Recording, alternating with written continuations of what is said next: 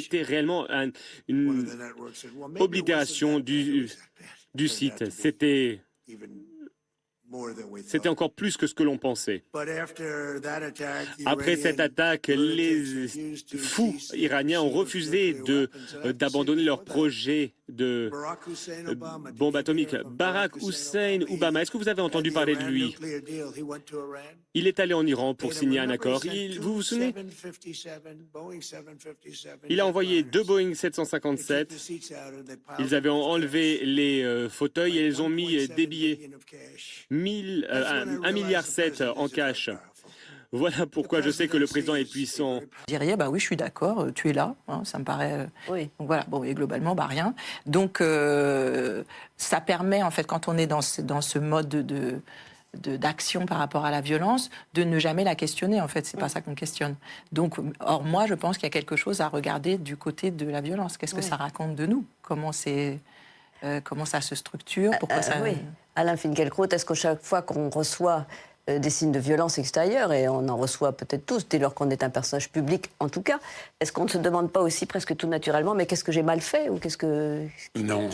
Non, je ne suis pas amené à me demander ça, mais je pense que les réseaux sociaux sont une gigantesque occasion manquée. Ça pouvait être un élargissement, une démocratisation totale de la conversation civique.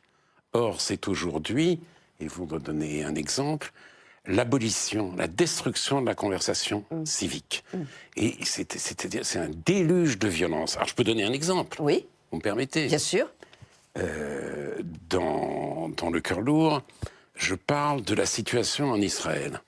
Je dis à un moment donné, j'ai honte. Oui, non pas j'ai honte d'Israël. C'est un mot très fort sur la politique israélienne, oui, bien sûr. J'ai honte parce que, c'est-à-dire entre les héritiers d'Yitzhak Rabin et les disciples de son assassin, je ne peux pas ne pas choisir. Et certains disciples affichés de Yigal Amir, l'assassin, sont au gouvernement. Et voilà, par exemple, ce que j'ai lu sur le compte X d'un juif communautaire, si vous voulez, qui se présente comme patriote souverainiste. C'est très bref. Mais c'est un livre très écrit. Oui. Il m'envoyait des questions, je l'ai écrit et réécrit, et j'ai bénéficié aussi de ses propres obsessions. Il m'a entraîné sur des terrains où je n'étais pas fréquemment allé, notamment les animaux que j'aime, etc. La prière, je n'ai jamais prié, lui, visiblement, il est habité par Dieu. Donc, voilà, j'espère que cet échange vaut la peine. Ça donne un livre, je le disais, donc, qui s'appelle Le Cœur lourd.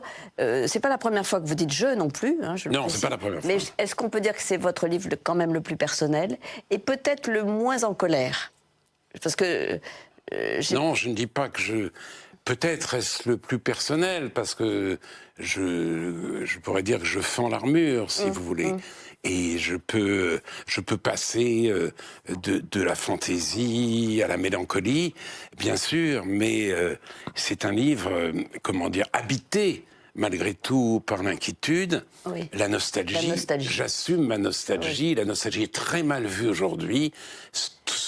Regarder en arrière, ça apparaît comme réactionnaire, alors que c'est une disposition fondamentale de l'âme humaine. Ça peut être une nostalgie sur sa propre enfance. Oui, et puis ça peut être, on peut très bien se poser la question de savoir ce qui était mieux avant ou non. Oui, ou ce que nous n'avons pas su faire, ou ce que... Oui. Il y a un moment où vous dites, j'ai peut-être pas assez parlé à mon père, par exemple, je crois. Oui, mais ce que je pense aussi, je vais dire des choses carrément, je pense qu'à part la médecine... Qui d'ailleurs m'a sauvé la vie, tout était mieux avant. Tania, vous êtes pas d'accord. J'ai la chance de grandir dans une société où il n'y avait pas de portable, où il n'y avait pas d'internet, où on n'était pas insulté. Oui. Et on n'avait pas dans l'écran total. On pouvait accéder directement au réel ou par l'entremise des livres. Oui. Et c'est fini. Et seront à vos côtés. Madame Simonet, je vous parle. Je vous précise qu'avant toute prise de parole, il est d'usage de saluer la présidence dans cet hémicycle.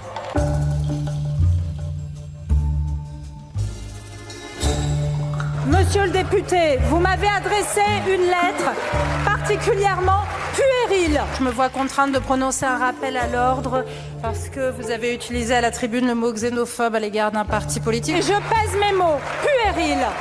ouais, mais on va pas s'en sortir. Donc vous n'avez pas à vous mettre en grève comme vous avez pu me l'exprimer en réaction à l'action du gouvernement. Grandissez un peu, mon cher collègue. Oui, oui.